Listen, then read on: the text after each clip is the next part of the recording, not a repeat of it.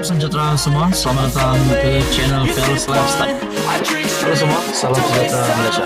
Salam sejahtera Malaysia. Halo semua, salam sejahtera Malaysia. Salam sejahtera Malaysia. Halo semua, salam sejahtera Malaysia.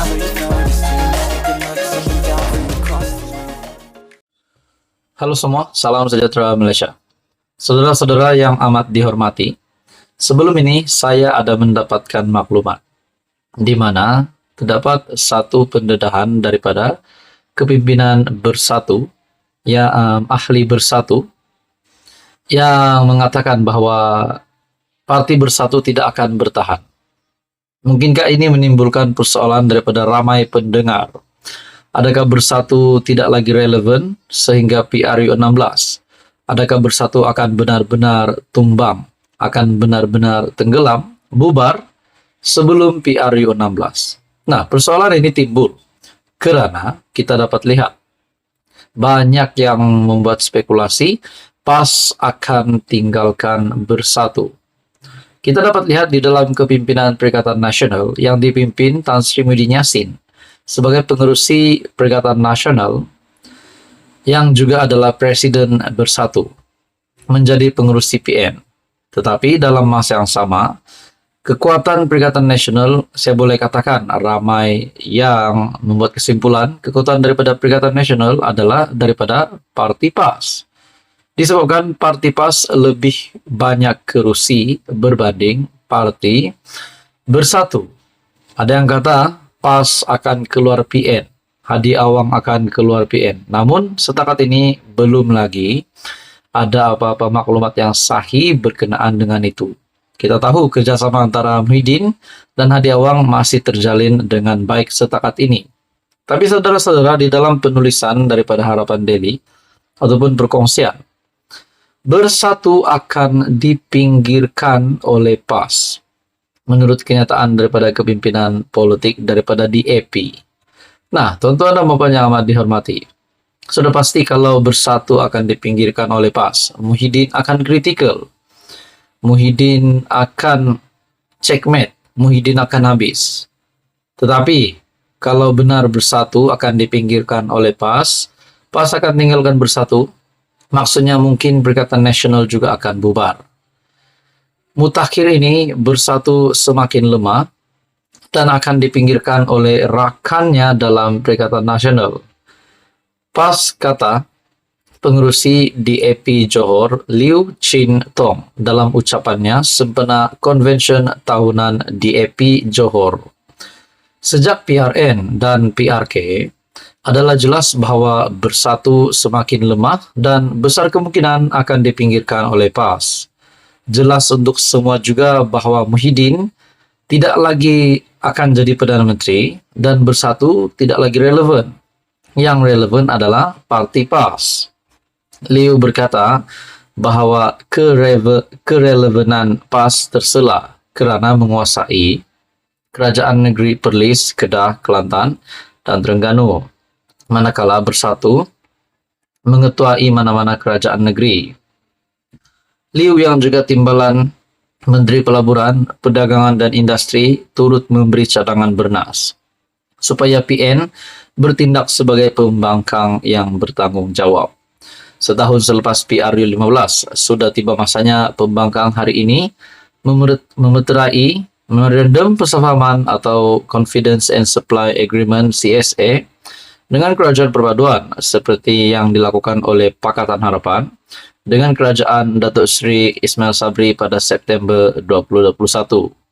Pembangkang hari ini perlu memikul peranan sebagai pembangkang yang bertanggung jawab dan bukan lagi kumpulan yang hanya berminat tepuk atap. Wow, ini pasti satu kenyataan padu khas untuk pembangkang-pembangkang ataupun kepimpinan politik yang masih berusaha untuk menembuk atap sebelum PRU16.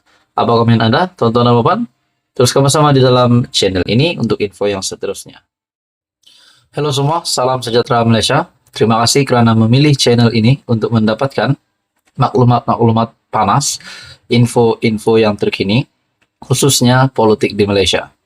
Nah, saudara-saudara, tuan-tuan dan puan yang saya amat hormati, ini adalah satu keputusan yang pasti membuat semua musuh-musuh ataupun kepimpinan politik yang memusuhi pimpinan Datuk Seri Anwar Ibrahim sebagai Perdana Menteri. Tak lain tak bukan, sudah pasti daripada Perikatan Nasional, Midi Yassin, Hadi Awang, dan juga bekas Perdana Menteri sebanyak 2 kali, Tun Mahathir. Nah, kenapa saya kata ini satu kejutan baru dan mungkin juga kejutan buruk bagi musuh-musuh Anwar yang cuba untuk menumbangkan Datuk Seri Anwar Ibrahim, yang cuba untuk kononnya ada gerakan untuk menebuk atap, mencuri ahli parlimen kerajaan dan sebagainya. Apa-apa saja cara untuk menjatuhkan kerajaan.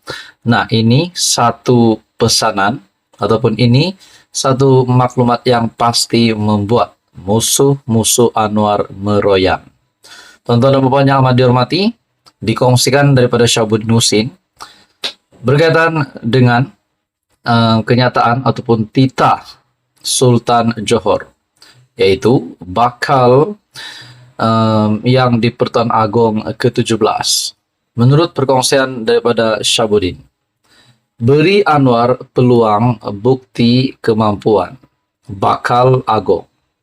Sultan Johor, Sultan Ibrahim, Sultan Iskandar menyeru rakyat Malaysia agar memberi peluang kepada Perdana Menteri Datuk Seri Anwar Ibrahim untuk membuktikan dirinya. Baginda bertitah, tidak mungkin Anwar mampu membuat perubahan mendadak dalam tempo 1 tahun. Saya tidak fikir anda boleh menukar negara dalam 1 tahun. Saya fikir kerajaan perpaduan ada menteri yang baik seperti Menteri Pengangkutan Anthony Locke, Sifuk titah Baginda, dipetik dalam wawancara bersama The Straits Times Singapura. Sultan Ibrahim juga menjangkakan tidak akan ada masalah bekerja dengan Anwar kerana Baginda mempunyai hubungan rapat dengan Perdana Menteri. Baginda bertitah Anwar kadangkala menghubunginya untuk mendapatkan nasihat, walaupun pada tengah malam. Saya akan menyokong kerajaan, namun jika saya fikir mereka melakukan sesuatu yang tidak wajar, saya akan memberitahu mereka, titah Baginda. Pada 27 Oktober lalu, Sultan Ibrahim dipilih sebagai Yang di-Pertuan Agong ke-17. Penyimpan mohor besar Raja-Raja Tan Sri Syed Daniel Syed Ahmad berkata, pelantikan Baginda selama 5 tahun berkuat kuasa 31 Januari 2024. Majlis Raja-Raja juga bersetuju mengisytiharkan Sultan Perak, Sultan Nazrin Muhyiddin Shah sebagai timbalan Yang di-Pertuan Agong selama 5 tahun, mulai dari tarikh sama. Sultan Ibrahim menggantikan Al-Sultan Abdullah Riayatuddin Al-Mustafa Billah Shah dari Pahang yang berkhidmat sebagai Yang di-Pertuan Agong ke-16. Baginda menaiki takhta sebagai Yang di-Pertuan Agong selama 5 tahun, bermula 31 Januari 2019. Nah, bagi saya ini satu kemenangan besar untuk Datuk Seri Anwar Ibrahim sebagai Perdana Menteri. Sedangkan bakal Agong Yang di-Pertuan Agong ke-17 pun sudah titah akan menyokong kerajaan perpaduan selagi kerajaan perpaduan berada di dalam jalan yang benar. Nah, saudara-saudara yang amat dihormati, pasti ini satu lagi kejutan baru untuk semua kepimpinan politik yang memusuhi Anwar. Apa komen Anda? Teruskan bersama di dalam channel ini. Untuk info yang seterusnya, mohon bantu channel ini dengan menekan butang like, share, dan juga subscribe.